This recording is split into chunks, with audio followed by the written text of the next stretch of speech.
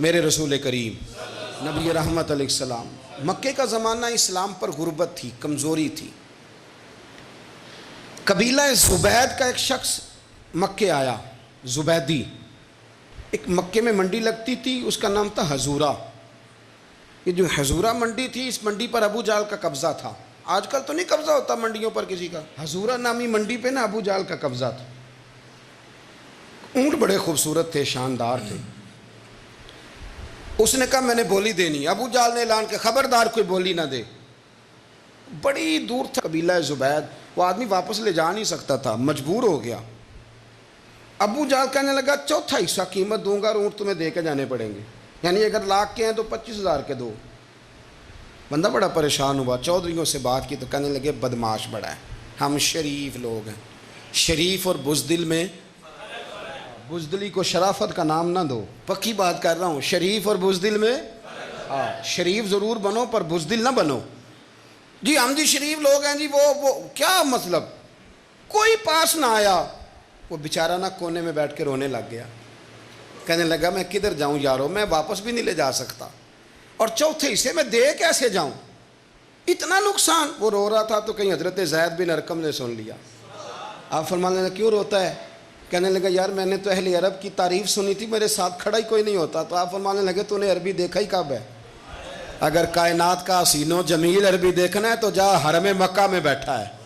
مکھ چند بدر شاشانی ہے تے متھے چمک دی لاٹ نورانی، کالی زلف تے اکھ مستانی، مخمور اکھی ہیں نا مد بریاں سبحان اللہ. ما اجمل کا ما احسن کا ما اکمل، کتھے مہر علی تو کتھے تیری ثنا، مشتاق اکھی کتھے جال. تو نے دیکھا کب ہے؟ اگر عربی دیکھنا ہے نا تو وہ بیٹھا ہے. جا کے حرم میں ٹیک لگائے، مظلوموں کے والی، غریبوں کے ماوا، رسول رحمت. ایک سادی سی چادر اوڑے حضور بیٹھے تھے.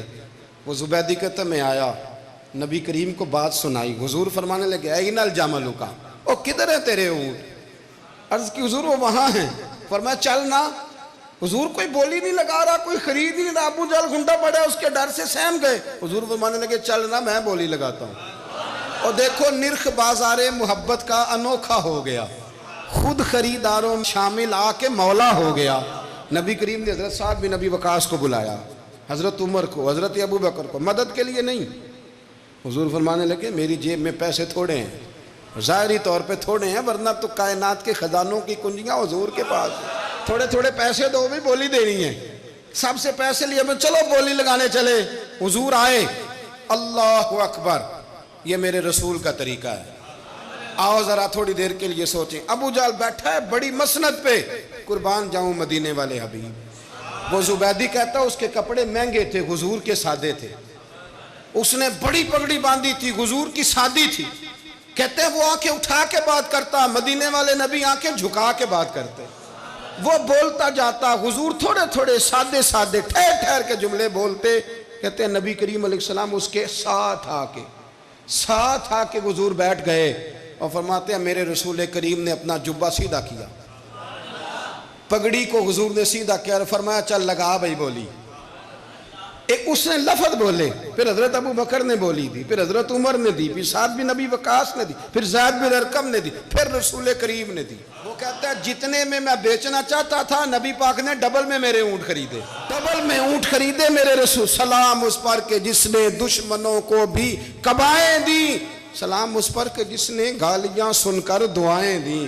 اور میرے اعلیٰ حضرت کہنے لگے جاؤ جا کے اعلان کر دو، غم زدوں کو رضا مجدہ دیجئے کہ ہے بے کسوں کا سہارا ہمارا، بے کسوں کا سہارا.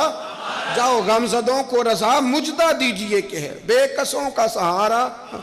رسول کریم صلی اللہ علیہ وسلم نے نا خریدا مال، اور حضور سید عالم وہاں سے نکلے، اور نکلتے وقت حضور فرمانے لگے ابو جہل تیری آج شکایت آئی ہے، آج کے بعد نہ آئے.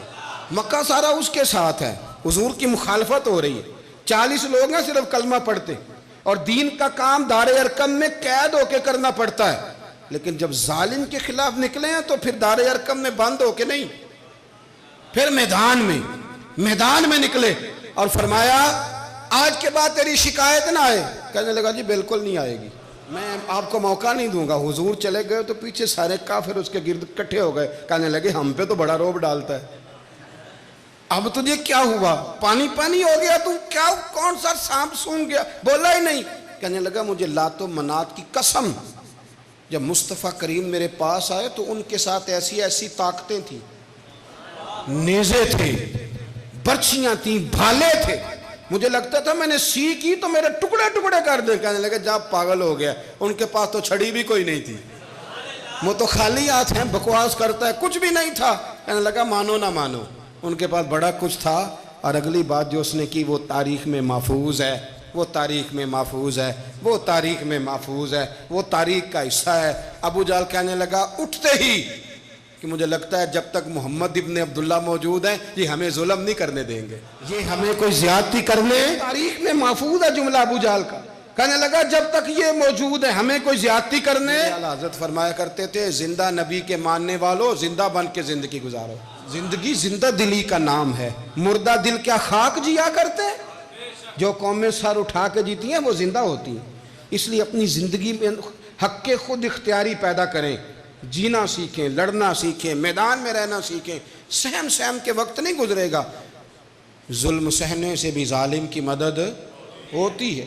لہٰذا حق لینا سیکھیں, حق پر کھڑے ہونا سیکھیں, اپنے مزاج میں یہ باتیں پیدا کریں.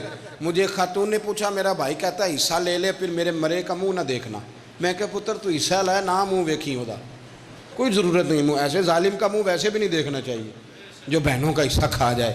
میں نے کہا تو منہ دیکھنے کی کوئی ضرورت, یہ کوئی بلیک میلنگ ہے. ابا کہتا ہے حصہ لے لو منہ نہ دیکھنا. میں کہا بالکل نہ ویکھی, تو بلکہ آنکھ میں ویکھنا بھی نہیں چاہتی, تو ادھر رکھ, اللہ رسول نے مقرر کیا میرا حصہ. کیا فلسفہ ہے ہمارا, جو بات غلط ہے اس پہ لوگوں کو بلیک میل کرتے ہو.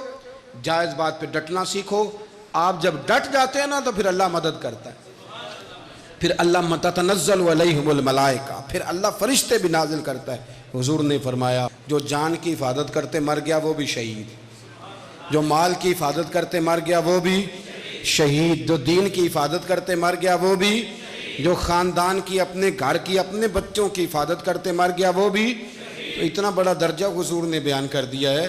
تو کبھی بھی زندگی میں ظالم کے سامنے سرنگو نہ ہونا, کچے پلپلے ہونے کا کبھی بھی اظہار نہ کرنا, کھڑے رہنا. جو کھڑا رہتا ہے رب اس کے ساتھ رہتا ہے. اللہ سمجھنے کی توفیق عطا فرمائے.